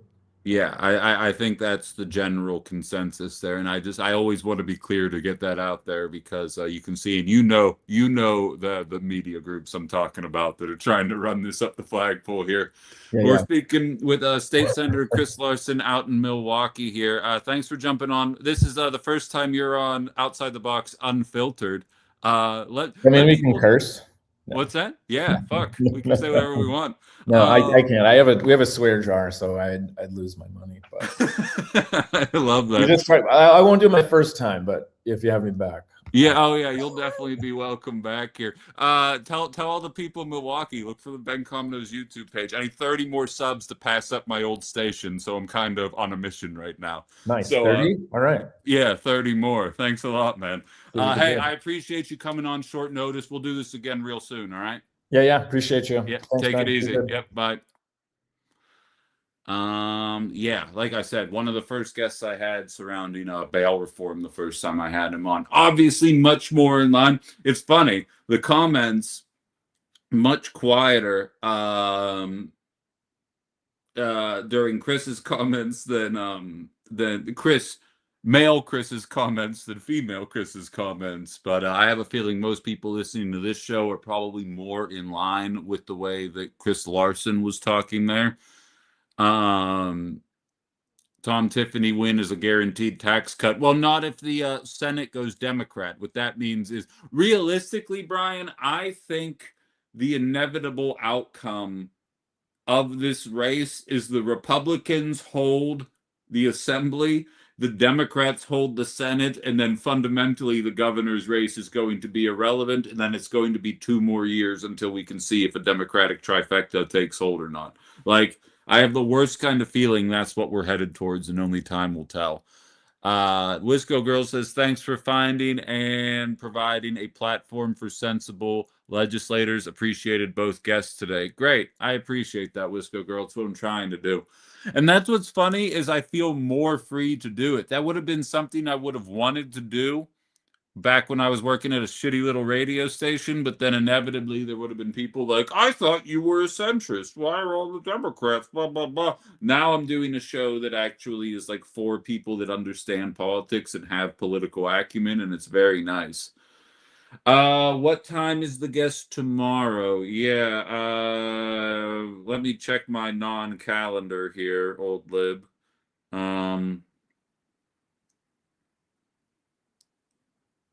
9:40. 9:40 tomorrow, we'll be speaking with Jillian Bettino, who is running for a district that I don't have written down, but I will know that info when we do the show tomorrow. I appreciate you guys listening to the show today. A little bit more focused just on one solid issue for 2 straight hours, which is not normally the way that I do things, but I figured given the news of the day, this would be the most effective way to do things. And by the way, Erin the intern is going to be on Ben After Dark tonight, and we're going to get her take on matters as well. She's living in Milwaukee, things she's hearing and seeing, things of that nature. So we will be continuing this conversation later tonight.